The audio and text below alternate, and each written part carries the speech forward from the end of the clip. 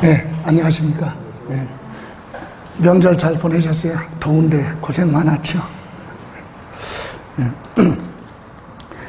이상기온이니까 우리나라뿐만이 아니라 유럽에도 대홍수가 와고, 저도 막 다닐 때 도로가 통제가 돼가지고 대중교통 이용하는데 굉장히 어려움이 많았었어요.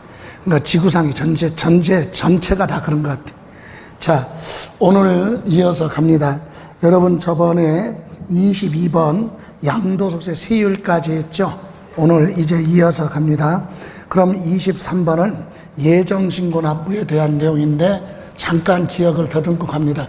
여러분 지금 백선 이 이론을 쭉 정리하고 나서 다음 달부터는 동형 모의고사로 가잖아요. 그럼 이제 동형 모의고사는 여러분이 실전이라고 생각을 하고 문제도 구성이 그렇게 되어 있고 여러분이 집중해서 풀고 그거 해설하고 하고 그러면 충분합니다. 그러니까 이 백선 문제 중에서 동형으로 많이 나오고 또 우리 세법은 다른 문항의 동형 모의고사는 다른 과목하고 똑같이 40문제씩 돼 있잖아요. 근데 세법은 16문항이니까 40문항의 의미가 없어요. 채점하기가. 그죠? 그래서 저는 40문제를 하긴 하는데 1번서부터 16번까지가 하나의 세트고 그리고 17번서부터 32번까지가 두 번째 세트 그리고 나머지 뒤에 8문제 그거는 이제 킬러 문제다. 그래서 난이도 아주 어렵게 출제된다면 이렇게도 출제될 수 있다. 그래서 뒤에 8문제. 그래서 동형 모의고사 볼 때 또 설명드리겠지만 그때 채점은 뒤에 8문제는 빼고 하시면 돼요. 예, 그래서 충분히 할 수 있으니까 우선 지금은 이론을 접목해서 문제 나올 수 있는 거 예상돼서 하는 거 점검하는 거니까 집중하시면 되고요. 자, 그럼 예정신고, 확정신고에서 예정신고하면 기간 물어보지 언제까지 해야 되느냐. 참고로 예정신고는 어디에 해야죠? 소득이 있는 사람의 주소지 관할 세무서. 그죠? 예. 그럼 어떤 사람이 해야 되느냐? 자, 언제까지 해야 되느냐? 부동산 등은요, 기본이 양도한 날짜부터 계산하면 번거로우니까 그 달의 말일로부터 2개월이에요. 그리고 토지거래 허가구역은 허가받고 거래하는 게 정상인데 허가 안 받고 거래했으면 무효잖아요. 그래서 뭐 받아라? 허가 받아라. 그래서 언제가 됐던 허가일에서 가는 달 말일로부터 역시 2개월이에요. 그런데 길게 가는 게 있죠. 뭐 부담부 증여. 부담부 증여는 증여를 받았지만 채무 부분은 양도로 보죠. 그래서 이 양도소득세는 2개월인데 증여세 신고 기한은 3개월로 되어 있기 때문에 통일한 거예요. 그래서 3개월까지 예정신고를 하라. 주식은 뭐 기억하지 안 해도 되고 부동산 아니니까 그래서 요 기간 내 신고를 해야 되는데 요때 어떤 사람이 신고해야 되느냐. 부동산을 양도했는데 양도 차익이 없거나 그죠? 없거나 또는 뭐예요? 양도 차손, 손실이 발생해서 납부할 세액이 없을지라도 뭐는 해야 돼요? 예정신고는 해야 된다. 그리고 두 번째, 예정신고한 자는 그 소득에 대해서 다음 년도 5월 달에 뭐 확정신고 안 해도 된다 이 얘기입니다. 그런데 예정신고할 때 3번이 많이 나오는 지문이에요. 3번, 초과 누진세율하면 6에서 몇 프로? 45%. 어떨 때죠? 부동산 등을 몇 년 이상, 2년 이상 보유하고 양도하거나 기타 자산은 누진세율이죠. 그런 경우는 누진세율이니까 합산이기 때문에 과세 대상 재산을 2번 이상 했어요. 양도하는 경우는 첫 번째 거 신고를 했어도 두 번째 거 예정신고할 때 첫 번째 거 신고한 것까지 합산을 해서 예정신고해라. 그럼 합산하면 그만큼 세금 부담이 늘어나요. 추가로 내야 돼요. 그죠? 부담이 크죠? 자, 요거 꼭 기억하시고, 그러면 요 기간 내 예정신고를 안 했다면 확정신고는 다음 연도 5월 달에 반드시 해야 되는데, 이때 확정신고도 과세표준 계산했더니 없거나 오히려 결손금, 손실이 발생해서 납부할 세액이 없어도 올바르게 계산했는지 확인해야 되니까 확정신고해야 됩니다. 그리고 가산세 적용하는 경우가 있어요. 이건 무슨 말이냐면 건물을 신축, 증축하고 개인이 건물을 지었어요. 그리고 몇 년 안에 5년 안에 양도하는데 개인이 건물 지으면은요 공사 원가를 어때요? 부풀리잖아요. 그래서 확인할 방법이 없어요. 그래서 실거래 가격 확인 못하니까 세무서에서는 뭘로 하죠? 국가에서는 환산 취득 가격이나 감정평가한 금액 가지고 취득 가격을 인정해 주는데, 만약에 그 가격으로 하되 납세의무자한테 너 이거 5년 안에 팔면 세금을 추징할 거니까 5년 지나서 팔아라 이겁니다. 그래서 신축 증축하고 몇 년 안에 5년 안에 양도하는 경우는 취득가격을 환산 취득가격으로 했거나 아니면 감정가격에, 여기에 감정가격도 들어갑니다. 환산 취득가격 또는 무슨가에 감정가액으로 취득가격을 계산했다면 그 환산 취득가격이나 또는 무슨가에 감정가격 있죠? 거기에 몇 프로를 5%를 계산을 해서 세금에 더해서 가산세와 같이 더해서 내라 이겁니다. 그럼 이런 부담을 줄이려면 어떻게 하라? 건물 지어놓고 5년 지나서 팔면 이렇게 추징하지 않겠다. 요거 기억하시면 됩니다. 자, 그러면 이 부분에 대한 문제를 한번 보죠. 23번. 현행소득세법상 예정신고를 설명한 것이다. 틀린 거. 예정신고 자진납부는 양도일에 속하는 달 말일로부터 2개월인데 부담부 증여에 대한 양도소득세는 몇 개월이죠? 3개월 이내 신고를 하라 그러면 맞습니다. 그죠? 다음, 당해년도 누진세율 적용 대상 자산을 2번 이상 하는 경우는 그냥 키워드가 합산하라 이겁니다. 누진세율 나오고 2번 이상이다? 그러면 뭐하라? 합쳐서 신고를 하라. 그죠? 이때 합산해서 신고 안 했다면 확정신고할 때 합산해서 신고를 하면 돼요. 다음, 양도 차익이 없거나 양도 자산이 발생한 경우도 예정신고는 하여야 한다. 맞고, 예정신고 관련하여 가산세가 부과된 경우, 여러분 예정신고 성실하게 안 하면 가산세 붙었죠? 예, 그리고 나서 내년에 뭐 해야 돼요? 예정신고 안 했으니까 확정신고 해야 되는 또 안 했어. 그렇다고 해서 가산세가 이중으로 부과되지는 않는다 이 얘기예요. 그래서 다시 부과할 수 없다. 맞죠? 그럼 보세요. 보편적으로 예정신고 안 해서 가산세가 적용됐는데 확정신고 내년에 안 해도 가산세가 없대. 그럼 안 할 거 아닙니까? 그래서 예외가 있죠. 뭐라고? 예정신고 가산세가 적용됐는데 내년에 가서 뭐를 하면 확정신고 기한 내 자진해서 신고를 하면 예정신고 가산세 붙은 거 50%를 보여준다. 경감 줄여줄 테니까 확정신고하라 이 얘기죠. 그런데도 안 했다 하더라도 가산세는 이중으로 부과되지는 않는다. 그죠?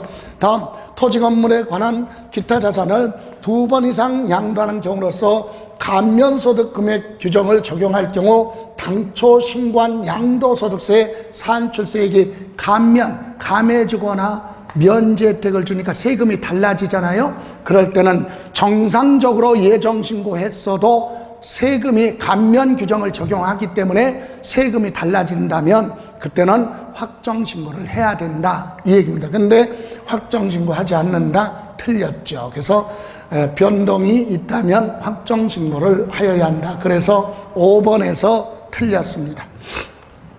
자, 5번 지문은 많이 나왔던 내용이 아닙니다. 예. 자, 그래서 기본적으로 1, 2, 3, 4 요거 점검하시면 돼요. 자, 그럼 이번에는 24번. 양도소득세 확정신고에 대한 내용 틀린 거. 당해년도 소득금액이 있는 거주자는 양도소득 과세표준을 해당 연도에 다음 연도죠. 항상 5월 1일부터 5월 31일까지 확정신고를 하여야 한다. 맞죠? 이때 4번 질문. 확정신고는 과세표준이 없거나 결손금이 발생했어도 확정신고 하라 그랬죠. 그래서 하지 않는다 그러니까 몇 번? 5번에서 틀렸어요. 그죠? 1, 2, 3번 맞고 4번에서 틀렸네요. 확정신고를 하여야 한다. 그죠? 다음 5번은 양도소득세 과세 대상 자산을 양도한 거주자는 어디에 신고하느냐? 납세지 관할 세무서장, 그러면 주소지 이렇게 얘기하는 거죠. 물론 외국인 비거주자는 우리나라에 주소가 없잖아요. 그때는 소득이 발생한 부동산 있죠. 부동산에 양도한 부동산의 소재지 관할 세무서 이렇게도 갑니다. 자, 이렇게 해서 틀린 건 몇 번이에요? 4번이 되죠. 네, 다음 이번에는 양도소득세 분할납부에 대해서 봅니다. 자, 여러분 양도소득세뿐만이 아니라 재산세나 종합부동산세, 양도소득세 분할납부는 허가사항이 아니기 때문에 기한 내 본인이 신청서만 제출하면 되는 거지 며칠 전까지 하라 그런 거 없습니다. 그래서 거주자로서 양도소득세는 예정신고 납부하면서 분할납부할 수도 있고 아니면 확정신고 납부하면서 분할납부할 수도 있는데 요건은 어떤 사람이다? 납부할 세액이 각각 얼마? 1,000만 원을 모아라 초과해야 분할납부 됩니다. 그죠? 재산세는 참고로 얼마죠? 250만 원. 종부세도 250만 원. 근데 재산세는 3개월이고 종부세는 6개월. 그죠? 그런데 양도세는 2개월입니다. 2개월 이내 분할납부할 수 있다. 거주자가 확정신고한 경우는 양도소득 과세표준 확정신고 및 납부계산세에 내가 분할납부하겠다 그러면 확정신고 10일 전까지 신청하여야 한다. 여기서 틀렸어요. 모든 분할납부는 허가사항이 아니라 본인이 결정하면 되기 때문에 기한 10일 전까지 그게 아니라 기한까지, 그죠? 신고 기한까지만 신청서 제출하면 돼요. 재산세도 종부세도 다 똑같이 기한까지. 다음 4번 분할납부할 수 있는 세금 납부할 세액이 만약에 2천만 원 이하면 기본 1,000만 원은 납부하고 초과 금액만 분납기간에 납부할 수 있습니다. 그리고 5번 분할납부할 수 있는 세액이 만약에 2천만 원을 부한다면 초과한다면 최대 절반 이하죠. 그래서 100분의 50 이하. 시험에서는 가끔 이렇게도 물어봐요. 뭐라고? 이하를 딱 빼고 100분의 50을 분할납부한다. 틀려요. 절반을 내라 그게 아니라 절반 이하. 그죠? 그래서 맞습니다. 이렇게 해서 틀린 건 몇 번? 3번. 자, 그럼 이번에는 국외자산에 대해서 보죠. 여러분 국외자산은 35회 시험에서 이제 출제될 때가 됐어요. 자주 출제가 돼요. 2년에 한 번 정도 출제가 되는데 34회에서 출제가 안 됐기 때문에 35회 시험에서는 국외자산도 필수적으로 정리해야 된다. 그럼 국외자산은 여기 있는 이 지문만 이해하시면 돼요. 이거 왜 물어볼 수 있는 게 없거든요. 그러면 첫 번째, 어떤 사람이 해외 자산 양도했을 때 우리나라 법에 따라 소득세를 내야 되느냐? 5년 이상 거주자입니다. 양도할 때까지 우리나라에 계속해서 몇 년, 5년 이상 주소 또는 머무르는 장소를 거소라고 하죠. 그렇게 둔 자는 외국 자산 양도한 거에 대해서 납세 의무가 있다. 여러분 주소 또는 거소를 둔 자 그랬어요. 그럼 외국인도요. 비거주자죠. 우리나라 국적을 취득 안 했어요. 그런 사람이 우리나라에 들어와서 몇 년 이상? 아니 원래 183일 이상 머무르고 있으면 거주자로 봐요. 그럼 외국인도 우리나라에 들어와서 몇 년 이상 계속 5년 이상 머무르고 있는 상태에서 자기네 나라 부동산 파는 건 우리나라 법에 따라 세금 내라 이 얘기예요. 그래서 5년 이상 거주자. 예. 그리고 두 번째, 해외 자산을 양도할 때는 각 나라에서 정해놓은 공시가격은 우리가 신경 쓸 필요가 없잖아요. 그래서 우리나라 법에 따라 세금을 부과하는 거기 때문에 실거래 가격으로 계산한다 이겁니다. 실거래 가격. 물론 실거래 가격이 확인되지 않으면 그때 당시 그 나라에 양도할 때 당시 시가를 반영하는 걸로 되어 있지만 원칙은 실거래 가격. 그리고 양도가에 외국에서 부동산을 팔고 돈 받았어요. 그리고 외국에서 필요 경비 지출을 하고 부동산 취득하면서 돈을 지출할 때 돈이 들어오고 나갈 때 그 환율을 우리나라 법에 따라 우리나라 화폐로 평가를 해야 되는데 어떤 방법을 하느냐? 기준환율의 기본이 뭐라고요? 기준환율이 뭡니까? 전 세계의 기준환율은 달러잖아요. 그래서 달러로 부동산을 사고 팔았다면 우리나라 화폐로 바로 계산이 돼요. 그런데 재정환율이라는 게 있어요. 재정환율은 뭐냐? 미국 화폐도 아니고 우리나라 화폐도 아니고 제3국의 화폐로 준 거.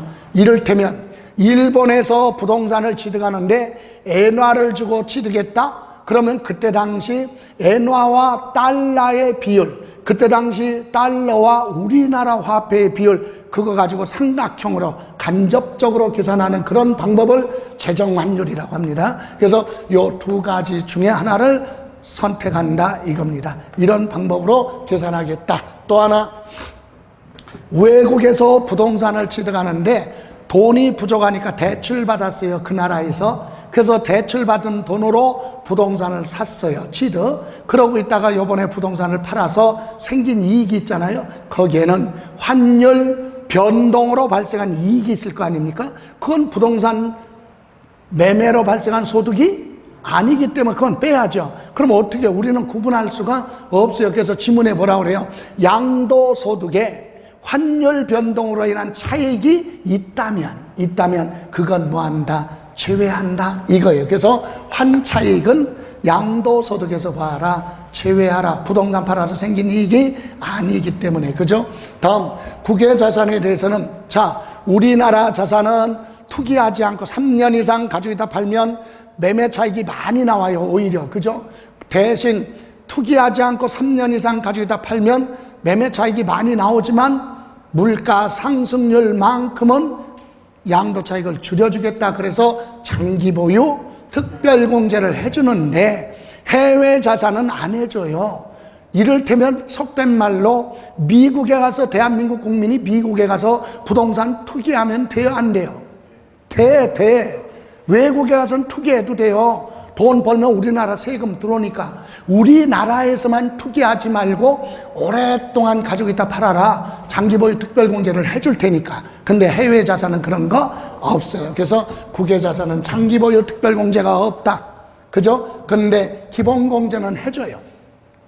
여러분, 양도소득 기본공제는 국내 자산은 미등기 부동산은 안 해주잖아요. 근데 해외 자산은 미등기도 해줘요. 왜? 그 나라 법에 따라 등기했느냐 안 했느냐 우리가 따질 필요가 없죠. 해외 자산은 등기 여부 상관없이 기본공제 해줍니다. 그렇다면 여러분, 해외 부동산 미등기 양도 자산, 해외 부동산을 등기 안 하고 팔았어요. 이런 거 따지지 않기 때문에 70% 이런 세율이 적용되지 않아요. 해외 자산은. 그래서 여기는 등기 여부, 해외 자산은 보유기간 상관없이 과세 표준 금액 크기에 따라 세율이 달라지는 초과 누진 세율 있죠? 6에서 몇 프로? 45%를 적용합니다. 70%, 60%, 50%, 40% 그런 비례 세율이 없다는 얘기입니다. 그리고 국외자산에서 대한 세액은 이게 무슨 말입니까? 미국에 부동산을 주고 있다 팔았으면 미국 법에 따라 양도소득세 납부했잖아요.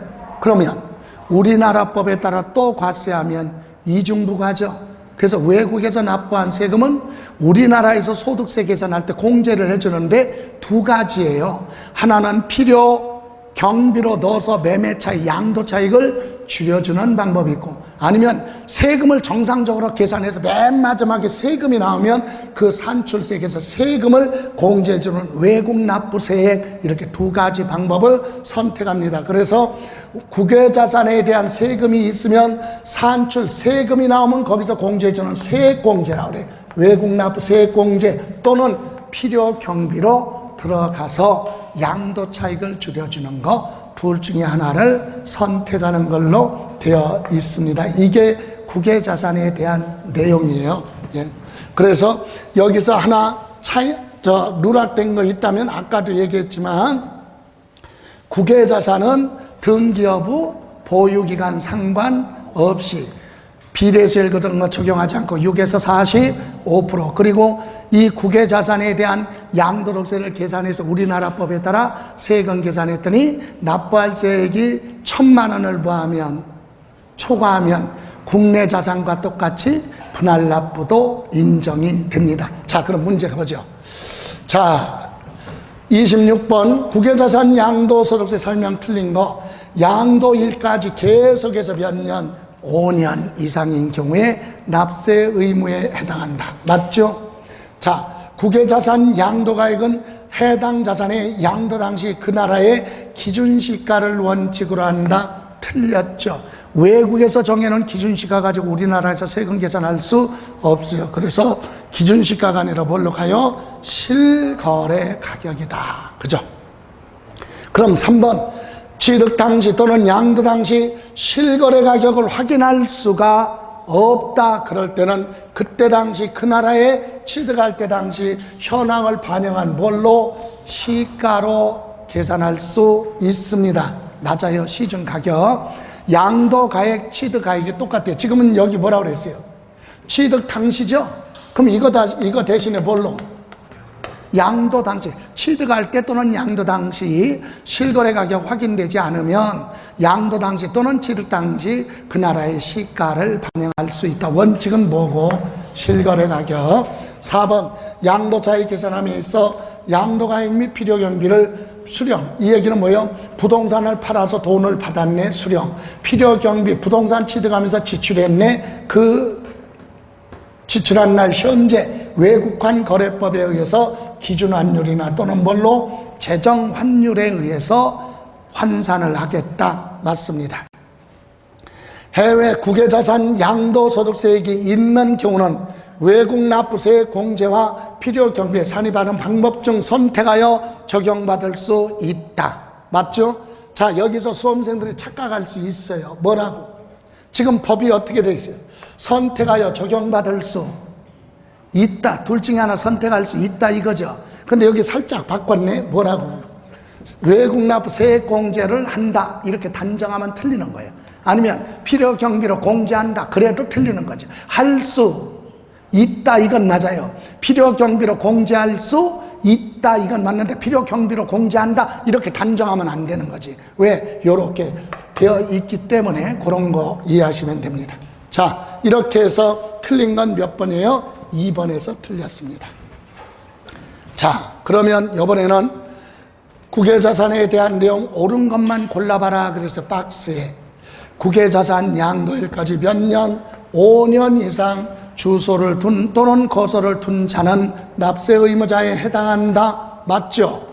국외자산은 뭘로 양도 차익을 계산하느냐? 실거래 가격을 원칙이다. 맞습니다.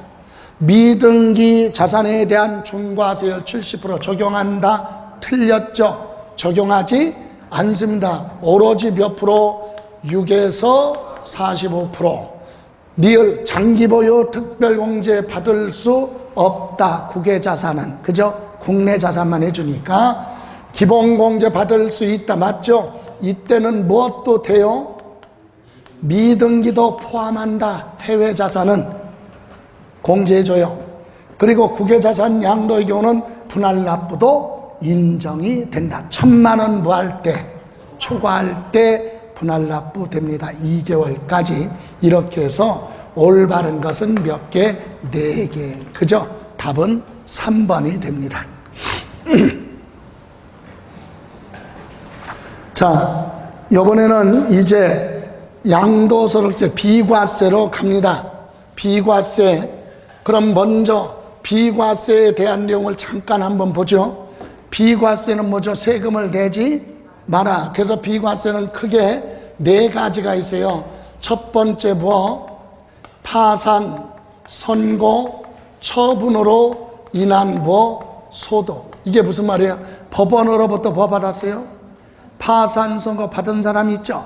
그 사람의 재산은 법원에서 관리를 하고 법원에서 그 재산을 처분하는데 그때 발생한 뭐가 있어요? 이익이 있어도 요거에 대해서는 세금을 부과하지 않겠다. 국가가 왜? 누구를 보호해 주기 위해서 파산 선고 받은 사람이 아니라 파산 선고 받은 사람한테 돈 받을 누구? 채권자들한테 조금이라도 줘야 되니까 국가가 세금을 걷어갈 수 없겠죠. 그죠? 그래서 그런 측면에서 파산 선고로 인해서 발생하는 소득은 세금 내지 마라. 비과세고. 요건 별도로 공부할 거 아니에요. 다음 두 번째, 국가로부터 뭘 받았어요? 조정금 받은 거 있어요. 조정금. 이건 무슨 말이냐? 지적 재조사에 관한 법률. 우리나라는 일제시대 때 1930년도에 측량을 일본 기술로, 일본 기준으로 측량을 하다 보니까 지금 기준으로 따졌을 때 우리나라 전 국토의 15%가 잘못됐대요. 측량을 잘못하다 보니까 재산상 피해를 가장 많이 보는 게 맹지 같은 거잖아요. 자산 가치가 없잖아요. 그런 것도 좀 구제를 해주고, 또 현재 기준으로 맞춰서 측량을 디지털로 하겠다고 하는 국책 사업이에요. 그래서 지금 특별법을 정해놓고 2030년까지 지금 지적 재조사에 관한 법률의 측량을 다시 하고 있어요. 우리나라 측량. 그런데 측량할 때 뭐를 드론을 띄워서 주로 하거든요. 그런데 휴전선 근처는 드론을 띄웠다 그러면 전쟁이 발생해. 그래서 휴전선 근처는 드론을 못 띄우지 못하니까 사람이 일일이 들어가서 수작업으로 측량을 하다 보니까 시간이 많이 걸리죠. 근데 그러다 보니까 어쨌든 여기 이게 무슨 말이냐? 내가 이만큼 토지를 가지고 있었는데 측량을 하다 보니까 국가가 도로를 편입하다 보니까 요만큼 내 땅이 도로로 편입됐어요. 그럼 나한테 물어보지 않아. 사유재산인데도 특별법은 무시해버리고, 얘 의사 무시해버리고 이거 띄어가. 국가가 도로로 편입해요. 등기 분할해서. 그래놓고 약간의 돈을 줍니다. 그게 공시가격으로 줘요. 그럼 얘 입장에서는 면적이 뭐하고 줄어들고 돈 받았죠. 그럼 양도잖아. 그래도 세금 내지 마라. 국가로부터 받은 게 조정금이라고 그래요. 예, 그거 면적이 감소돼서 조정금 받은 건 세금 내지 마라. 비과세입니다. 이 두 가지는 비과세 대상에는 들어갔지만 공부할 내용이 아니에요. 제목 그대로입니다. 세 번째가 이제 뭐예요? 농지 교환 분합 요건 다 충족했을 때. 그리고 네 번째 1세대 무슨 주택 1주택. 시험에서는 3번 4번을 물어보지요. 자, 그러면 그 중에 3번 4번 3번의 농지에 대해서 봅니다. 농지에 대해서 비과세 받으려면 이 두 가지가 동시에 충족이 돼야 돼요. 동시에 충족. 첫 번째 교환 분합할 때 금액 요건이 충족돼야 됩니다. 다른 사람의 농지와 내 농지를 바꿀 때 차이가 많이 나면 안 돼요. 그래서 여기 쌍방 토지가격 차이 나는 요 차액은 가격이 큰 쪽에 4분의 1 이하가 되라 이거예요. 기본이 4분의 1 이하가 되라. 이 얘기는 무슨 말입니까? 보세요. 갑이 소유하고 있는 농지와 을이 소유하고 있는 농지를 서로 교환을 합니다. 그런데 얘 농지는 1억짜리고 얘 농지는 8천만 원짜리라고 가정해봐요. 가격이. 그럼 교환했더니 차액이 발생합니다. 차이 나는 금액이 얼마예요? 2천만 원 가격 차이가 났죠. 그럼 이것은 비과세 요건을 충족했느냐 안 했느냐 기준은 법에 쌍방 토지가격 큰 쪽에 그랬죠. 쌍방 토지가격 비교했더니 큰 게 이게 크잖아요. 요 큰 쪽에 몇 분의 몇? 4분의 1이 기준이에요. 기준. 그럼 얼마? 2,500만 원 이하가 됐죠. 그럼 둘 다 요건을 충족했으니까 너도 세금 내지 말고 너도 세금 내지 마. 이게 비과세입니다. 그런데 이를테면 7천만 원짜리랑 요렇게 교환했다고 가정해봐요.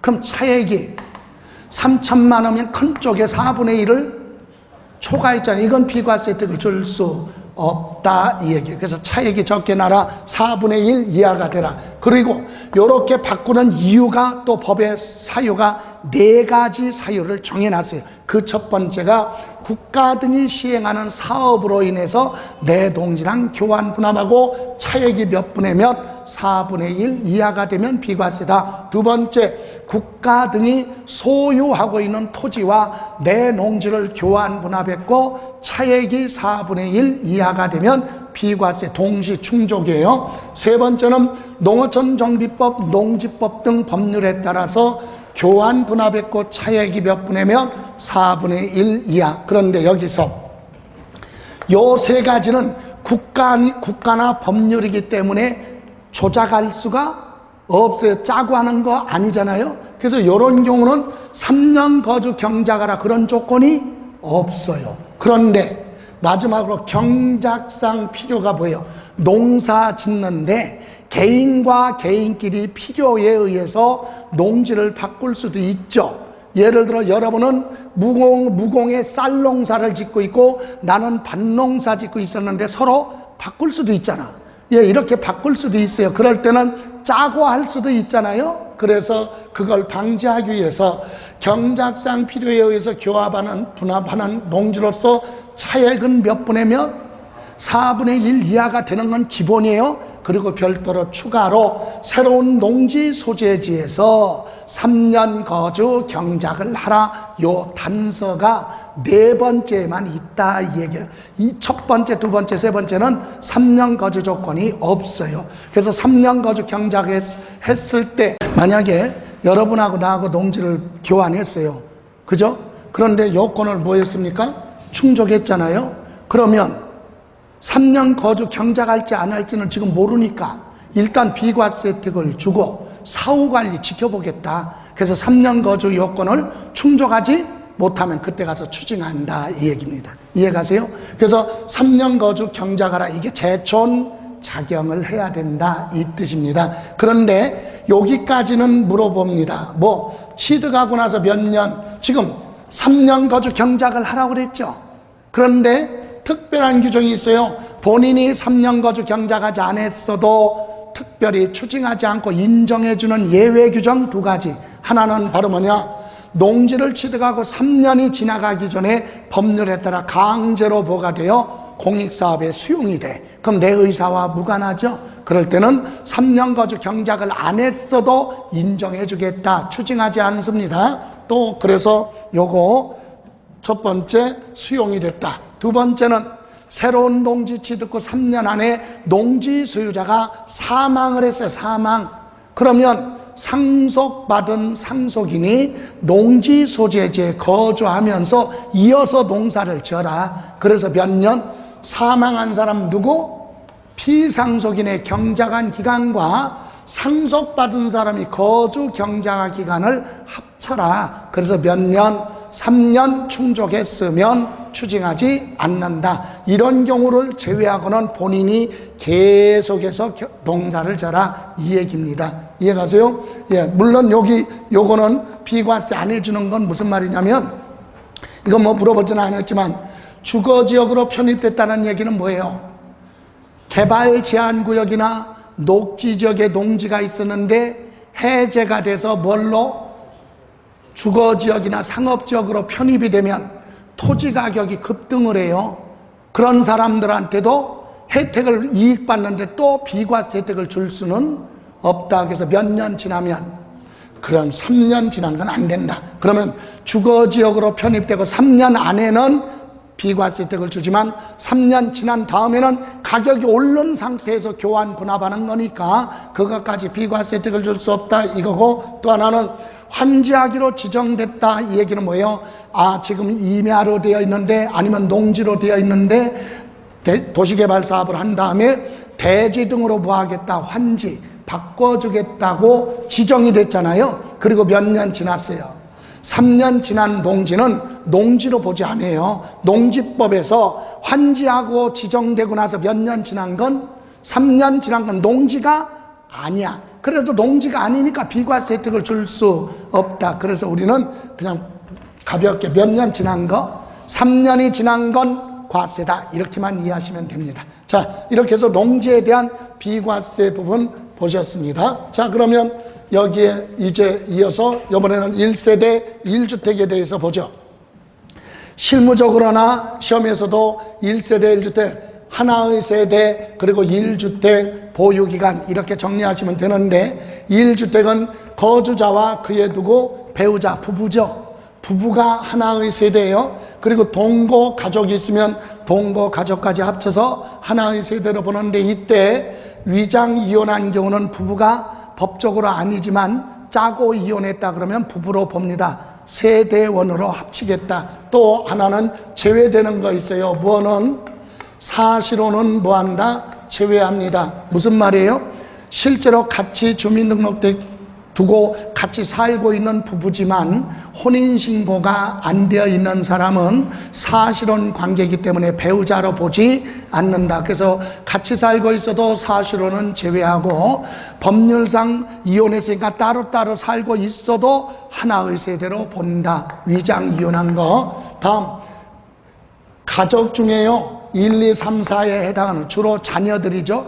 자녀들 중에 1, 2, 3, 4에 해당하는 경우는 별도 세대로 인정되는데, 자녀가 몇 세예요? 30세 이상인 자는 부모랑 떨어져 나가 세대 따로 분리하면 하나의 독립된 세대로 인정해주고, 두 번째는 연령에 관계없어요. 30세가 안 됐어도 옛날에 결혼했었는데 배우자가 사망했거나 이혼을 했다. 그래서 현재는 배우자가 없어도 결혼했었던 자녀는 부모랑 떨어져 나가 세대 분리하면 별도의 세대 인정되고, 소득세법상 기준중위소득 그랬죠. 국민기초생활보장법에 기준중위소득이라는 게 있어요. 우리 100가구의 가구별 평균소득을 정해놨는데, 중위가 뭐예요? 50번째, 중간이니까 50번째 가구별 평균소득은 참고로 기준중위소득 하면 50번째를 얘기하는 건데, 50번째 1인 가구는요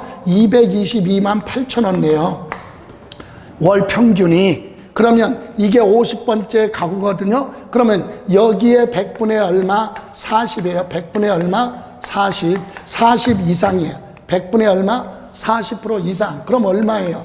222만 8천 하면 89만 뭐 3천 원인가 뭐 1천 원인가 이 정도 될 겁니다. 이렇게 월 평균 소득이 있으면 30세가 안 됐어도 결혼 안 했어도 소득이 있는 걸로 보고 세대 분리하면 하나의 세대에 인정이 됩니다. 다만 미성년자는 안 된다. 다음, 미성년자도 되는 경우 있죠. 특별히 결혼했거나 가족이 사망해서 고하다. 그러면 하나의 세대에 인정되죠. 이렇게 해서 배우자가 없어도 하나의 독립된 세대로 인정되는 경우 있고, 다음 주택. 주택은 주거용 건물과 부속된 토지를 합쳐서 뭐라고 한다?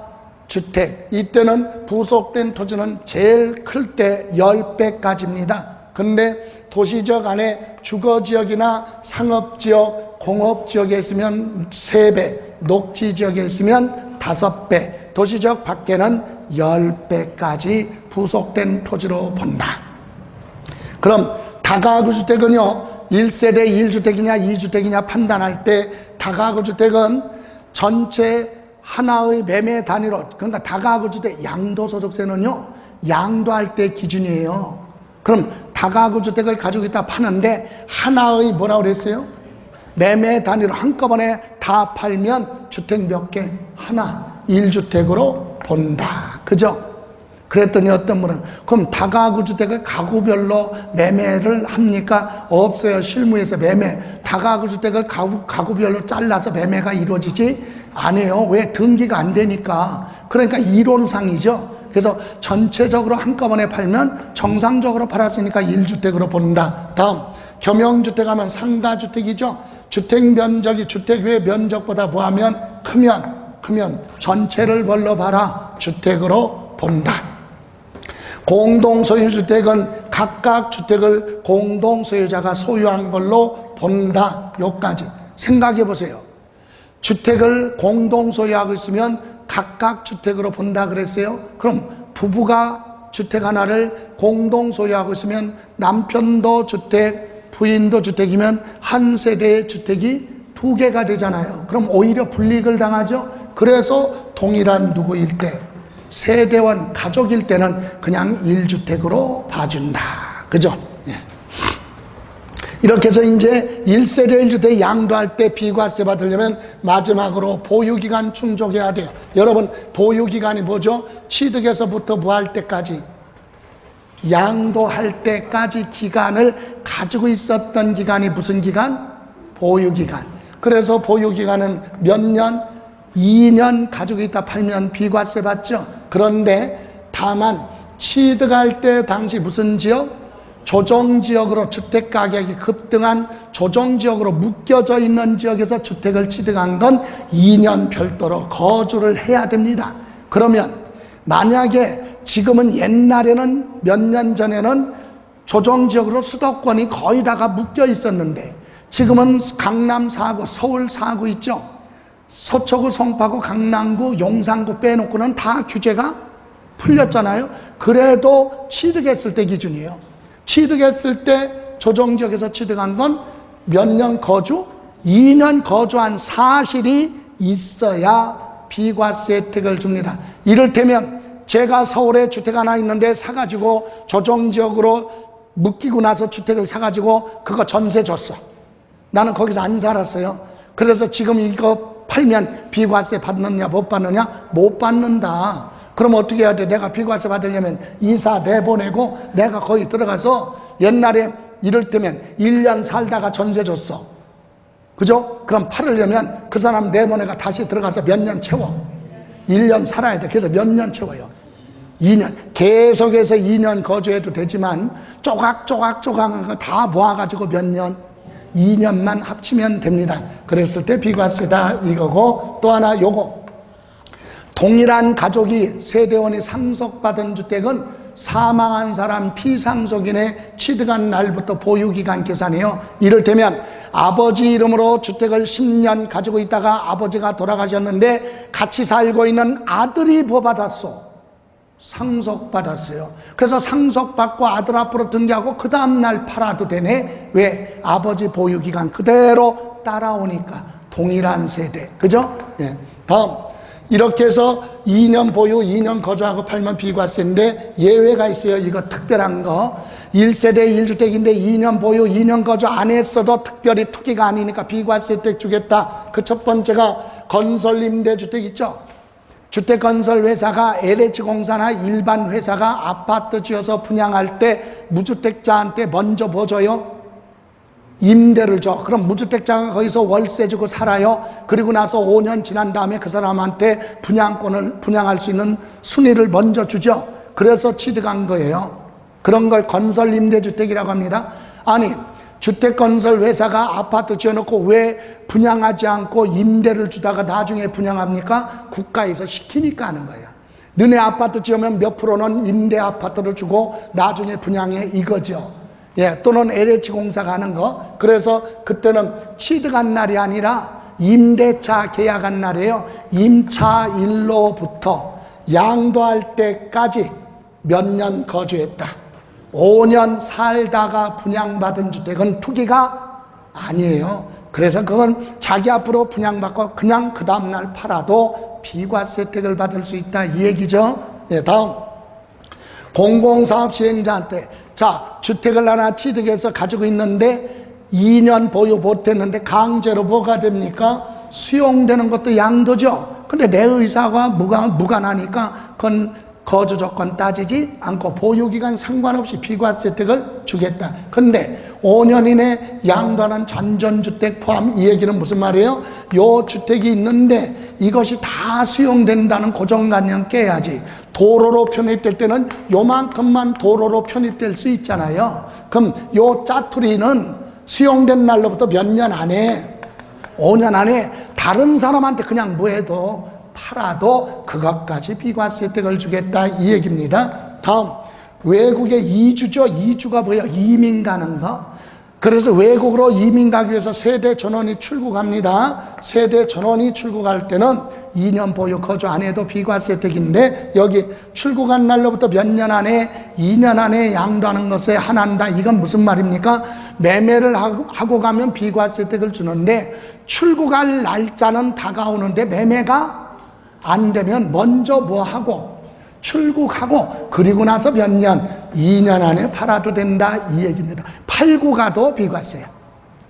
다음, 국외 거주는 뭐예요? 외국으로 이민 가는 게 아니라 외국에 나가서 1년 이상 살다가 다시 오겠다 이거예요. 그런 경우도 세대 전원이 출국할 때는 인정해 줍니다. 다만 이것도 매매가 안 되면 출국부터 하고 2년 안에 팔아라. 그럼 비과세. 다음 1년 이상 거주. 이건 우리나라에서 1년 이상 살다가 그 주택을 팔아요. 이유가 있어요. 사유, 취약, 학교 입학, 학교 폭력 또는 질병 치료 요양 또는 근무상 형편으로 타 지역으로 이사 가야 해요. 타 시군으로 이사 갑니다. 서울특별시 종로구에서 송파구로 아니면 강남구에서 옆 동네 서초구로 구가 달라도 돼요. 만약에 예를 들어 부천시에서 시흥시로 옮겼다. 시가 다르죠? 예, 이렇게 시군구가 다른 지역으로 이전하면 된다. 다만 이때 이런 사유가 있다 이겁니다. 다만 참고로 취약 사유는요 고등학교부터 해당이 돼요. 나 중학교 입학 때문에 애가 중학교 입학 때문에 이사가 그거 안 돼. 의무교육이라서. 예? 초중은 안 되고 고등학교 입학부터 이사 간다. 시골 같은 경우는 해당이 많이 되죠. 예. 자, 그래서 요 타시군으로 이주하는 경우 요 5가지는 1세대 1주택으로 2년 보유 2년 거주 안 했어도 비과세 혜택을 주겠다 이겁니다. 이해가세요? 자, 그럼 이제 마지막으로 1세대 1주택 비과세 혜택을 주는데 앞에서 설명드린 건 1세대 1주택이죠. 근데 여기는 특례라고 그랬어요. 자, 한 세대가 주택 몇 개? 2개를 가지고 있다가 그 중에 하나를 팔아도 1세대 1주택으로 봐주겠다. 다만 조건이 있다. 일시적 무슨 주택? 2주택. 일시적이 뭐예요? 기존에 주택이 있는데 또 하나 샀어요. 왜 샀어요? 이사 가려고 샀다. 그게 일시적이야. 그럼 이사 가려고 샀다는 얘기는 종전주택을 처분하겠다. 몇 년? 3년이에요. 그래서 지금은 일반 지역이나 조정 지역이나 똑같아. 몇 년?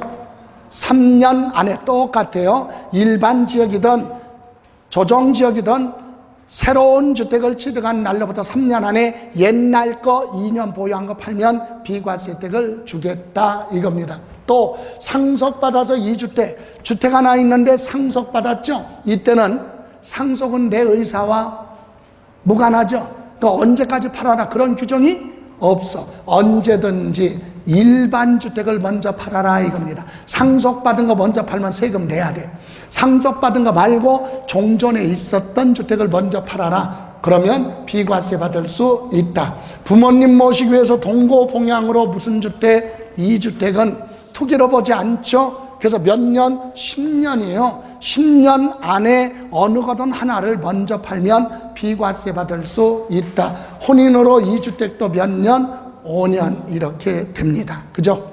그러면 여기까지에 대한 내용을 이제 점검해야 되는데 잠시만 쉬었다가 갈게요. 예.